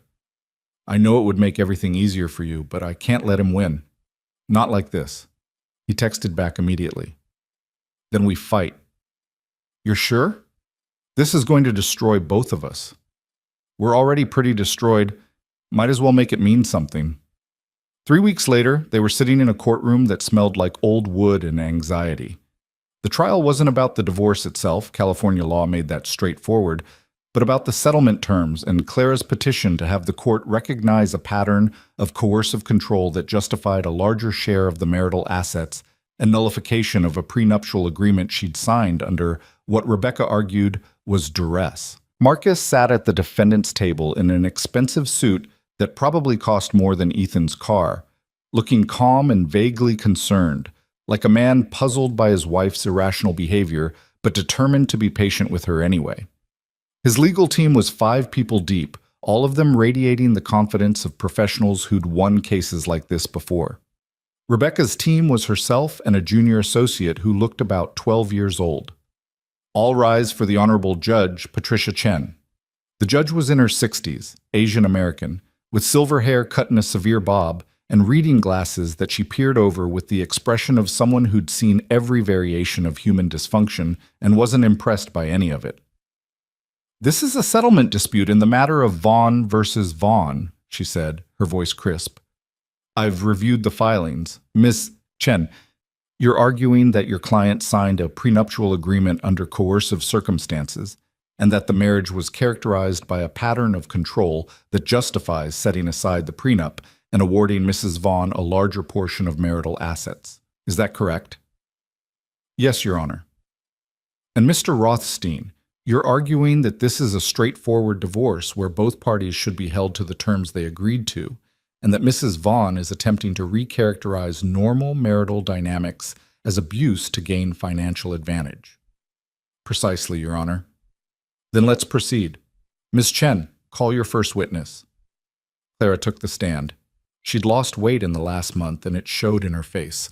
Sharper angles, darker circles under her eyes, the look of someone who hadn't been sleeping. She wore a simple navy dress and no jewelry, deliberately stripped of the expensive accessories that had once defined her. Rebecca walked her through the early days of the marriage, the gradual accumulation of small controls that individually seemed reasonable but collectively created a cage. The way Marcus had suggested she quit teaching because the schedule was too demanding.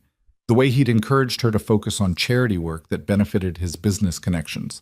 The way every friend who didn't fit his vision of appropriate company had somehow drifted away until Clara was surrounded only by people Marcus approved of. "And the prenuptial agreement," Rebecca said. "Walk us through how that came about." Clara took a breath. "Marcus presented it to me 3 weeks before the wedding. Everything was already planned, the venue booked, invitations sent. My parents had already paid for things they couldn't afford to lose. He told me his lawyers insisted on it, that it was standard for someone in his position, that it didn't mean he didn't love me." "Did you have your own attorney review it?" "Marcus offered to have his attorney explain it to me. He said it would be easier than hiring someone new, that his lawyer could answer all my questions." "Did you ask for your own representation?" "I suggested it. Marcus said of course I could, but then he pointed out how expensive it would be, how it would delay everything, how it would look like I didn't trust him. He made it seem unreasonable to ask for something that should have been standard." Rothstein's cross-examination was surgical. He walked Clara through every decision she'd made in the marriage, pointing out that she'd always had choices, that nothing Marcus did was legally binding, that she could have left at any time. "You had access to bank accounts, correct?" "Joint accounts, yes." "With your name on them?" "Yes." "So you could have withdrawn money and left whenever you wanted?" "Technically, yes." "Not technically, Mrs. Vaughn. Actually, you had legal access to marital funds. You had the ability to hire an attorney, find an apartment, file for divorce. You didn't do any of those things until recently. Why?" Clara's voice was barely above a whisper.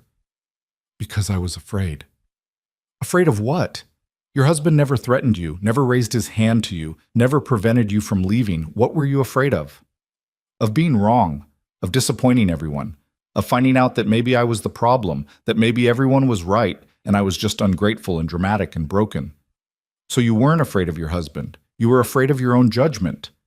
"That's what he wanted me to be afraid of. That's how it works. You don't build a cage with locks. You build it with doubt." It was powerful testimony, but Ethan could see the jury. There was no jury, just the judge, but he could see it in Judge Chen's face, trying to reconcile this narrative with the image of Marcus Vaughn, successful businessman, generous husband, man who'd never committed any obvious wrong. Then Rebecca called Ethan to the stand. He'd practiced this testimony for weeks, gone over every detail with Rebecca until he could recite it in his sleep.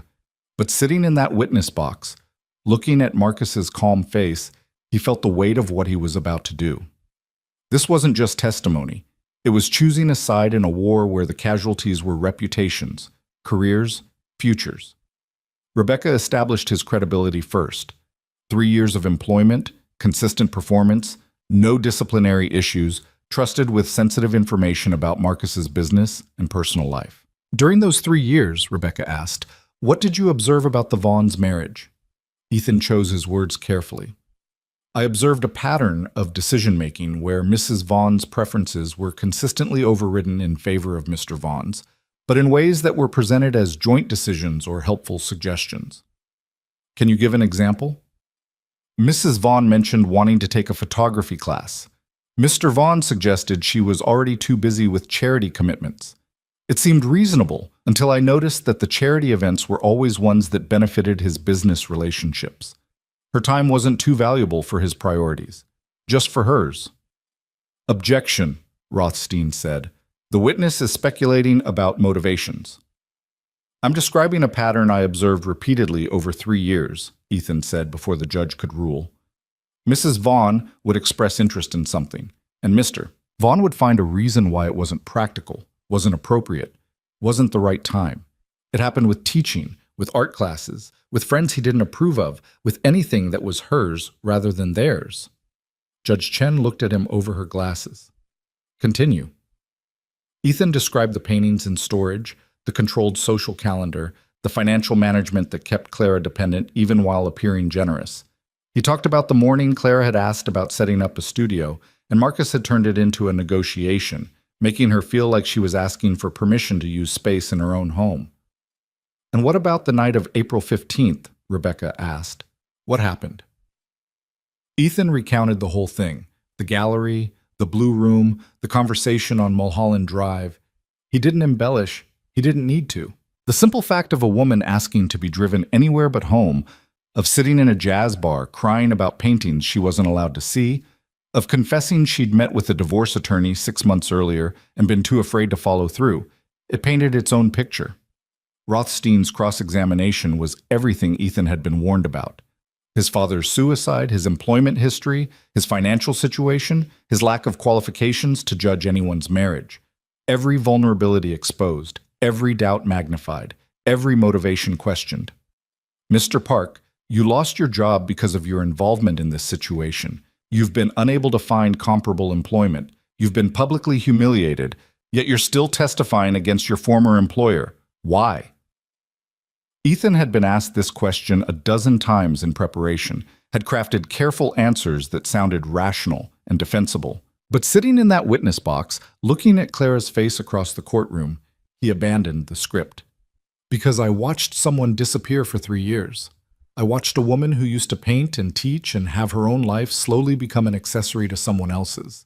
And then I spent one night listening to her remember who she used to be, and I realized I'd been disappearing too. Different circumstances, but the same pattern, trading yourself away for security, for comfort, for the illusion that invisible is the same as safe. My father did that for 30 years and then killed himself because he couldn't stand what he'd become. I'm not letting that be my story. And if I can help make sure it's not Clara's story either, then losing my job seems like a pretty small price to pay. The courtroom was silent. Rothstein looked like he wanted to object, but couldn't find the grounds. Judge Chen was writing something in her notes. No further questions, Rothstein finally said.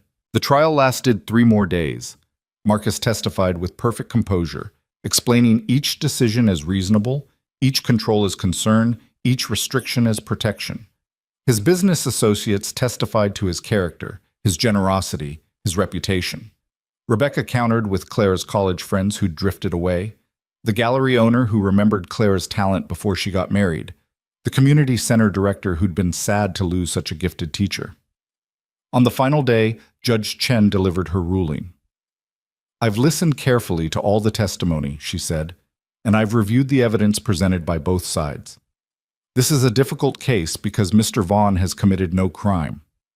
He hasn't been violent or obviously cruel, but the court recognizes that control can be subtle, that coercion doesn't always involve threats or force, that you can cage someone with expectations and doubt as effectively as with locks. Marcus's face remained impassive, but Ethan saw his jaw tighten. The prenuptial agreement is set aside, Judge Chen continued. Mrs. Vaughn will receive 50% of all marital assets to be divided according to standard California community property law. Additionally, the court awards Mrs. Vaughn an additional sum of $200,000 to compensate for career opportunities foregone during the marriage at Mr. Vaughn's encouragement. Finally, Mr. Vaughn is enjoined from any contact with Mrs. Vaughn except through attorneys and from making any public statements that characterize her as mentally unstable or incompetent. It wasn't everything. It wasn't vindication or validation or a public declaration that Clara had been right and Marcus had been wrong. But it was enough. It was freedom. Outside the courthouse, reporters were waiting. Ethan ducked his head and tried to avoid cameras, but Clara stopped on the steps, blinking in the afternoon sun. "Do you have a statement, Mrs. Vaughn?" someone shouted. Clara looked at Rebecca, who shrugged. "Your call." "I married someone I thought would make me happy," Clara said quietly. "And when I realized I'd been wrong, I was too afraid to admit it. Afraid of being judged, afraid of disappointing people, afraid of choosing myself over security. But staying afraid was killing me. So I left. And I'm grateful to everyone who helped me do that, especially the people who believed me when I barely believed myself." She looked at Ethan then, just for a moment, and something passed between them that had nothing to do with romance and everything to do with recognition. Two people who'd chosen risk over safety, truth over comfort, freedom over fear. The reporters kept shouting questions, but Clara was done. She walked down the courthouse steps with Rebecca beside her, and Ethan followed at a distance, giving her space, understanding that this moment was hers. His phone was ringing. His mother. "I watched the news," she said without preamble. "They're calling you brave and stupid, sometimes in the same sentence." "Sounds about right." "Your father would have thought you were crazy." "I know. But I think he would have been proud anyway. In the end, when it was too late to matter, I think he wanted someone to choose differently than he did. To be brave instead of safe." Ethan's throat tightened. "Thanks, Mom. Come to dinner this week. Bring that girl if she wants to come. I want to meet the person who was worth blowing up your life for." It's not like that." "I know. That's why I want to meet her." The next few months were strange. Clara moved to Portland to live with her sister while the settlement was finalized. Ethan eventually found work at a car dealership in Burbank. Nothing glamorous but honest work selling practical cars to people who actually needed them. His manager was a guy named Tom, who didn't care about Ethan's employment history as long as he showed up on time and treated customers with respect. The gossip blogs moved on to other scandals. The reporter who'd written the article about Ethan's father published a follow-up that was surprisingly sympathetic, framing the whole thing as a story about standing up to subtle abuse. It didn't undo the damage, but it helped. Ethan's phone rang less frequently.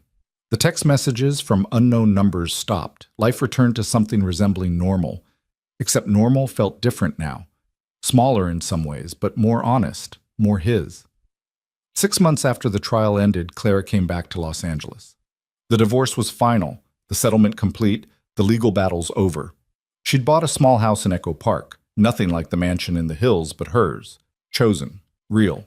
She was teaching art again at the same community center where she'd met Marcus, working with kids who couldn't afford private lessons but had talent worth nurturing. She texted Ethan, "Remember you promised me coffee? I'm buying, unless you're sick of my drama." They met at a place in Silver Lake, walking distance from Ethan's apartment. Clara looked different, still thin, still carrying the weight of everything she'd been through, but there was something lighter in her face, like she'd been holding her breath for years and finally remembered how to exhale.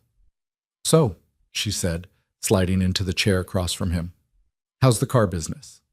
"Honest, simple. I sold a Honda Civic to a nursing student last week and actually felt good about it." "Weirdest feeling." "I know what you mean. I taught a class yesterday, and one of the kids, 7 years old, couldn't afford proper supplies, created this painting that was just raw and beautiful and true. And I remembered why I used to do this, before everything else." They talked for 2 hours.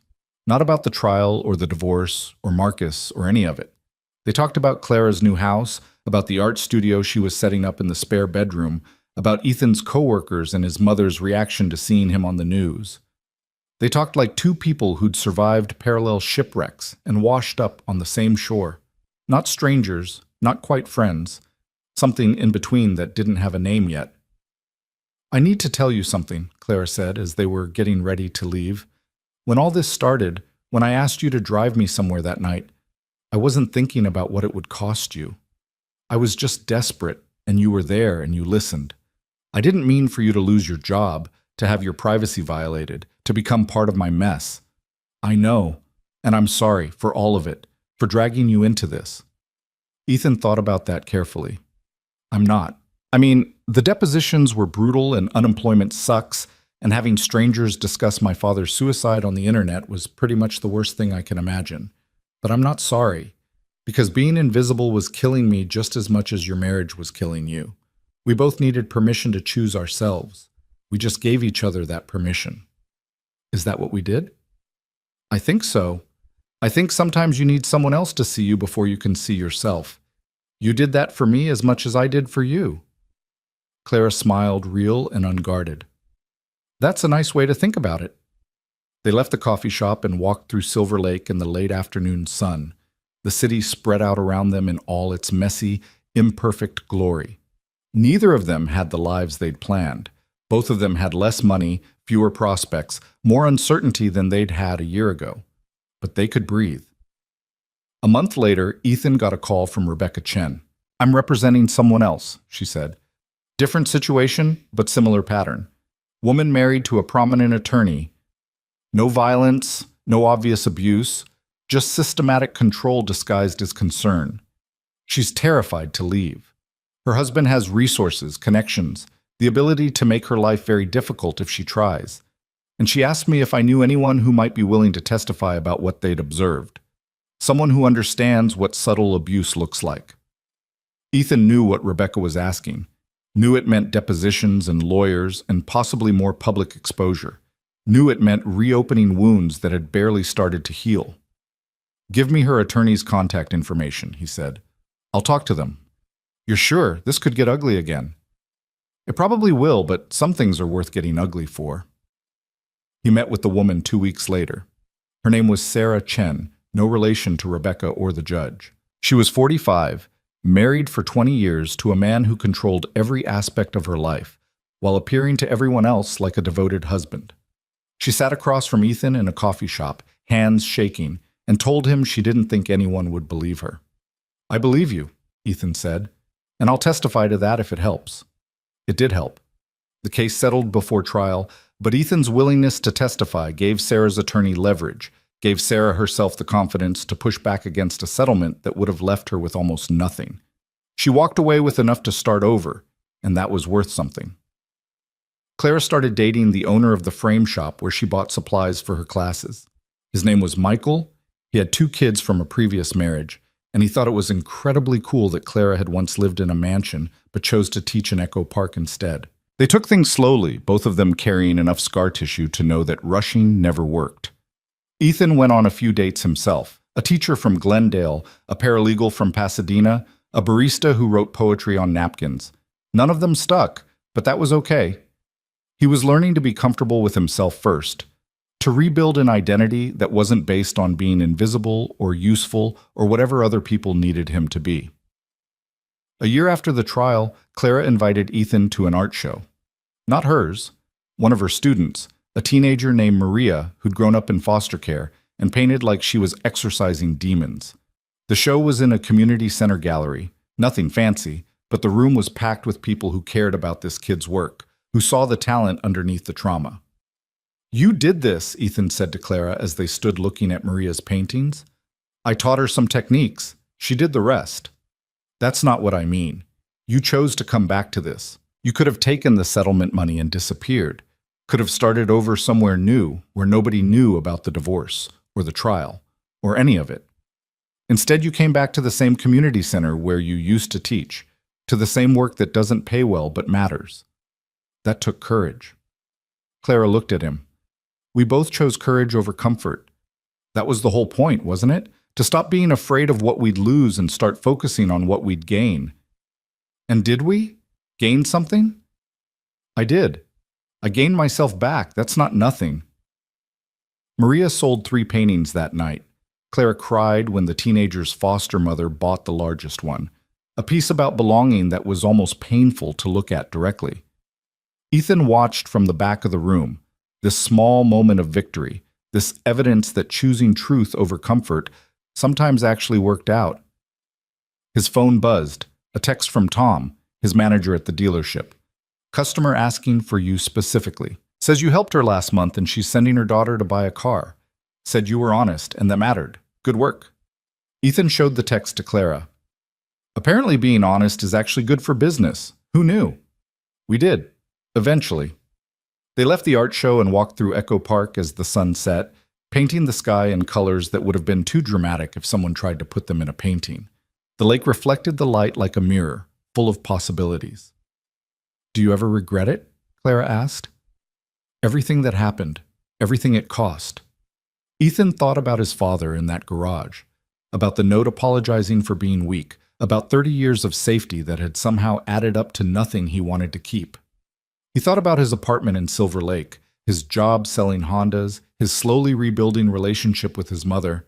He thought about the nights he could sleep without feeling like he was disappearing. "No," he said, "I don't regret it. Do you?"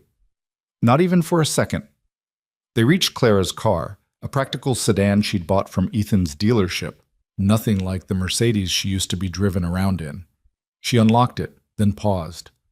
"Thank you," she said, "for that night, for listening, for seeing me when I'd gotten really good at being invisible. Thank you for the same thing." She drove away into the Los Angeles evening, and Ethan walked home through streets he was learning to love, past buildings that would never be featured in magazines but held real lives, real struggles, real victories. His apartment was still small, his view was still a wall, his furniture was still discount store assembly. But it was his. Chosen, not settled for. Lived in, not just occupied. A life built on truth instead of compromise, on courage instead of comfort, on being seen instead of being safe. His phone rang. His mother. "Did you eat dinner?" "Not yet." "Come over. I made too much anyway." Ethan smiled. "I'll be there in 20 minutes.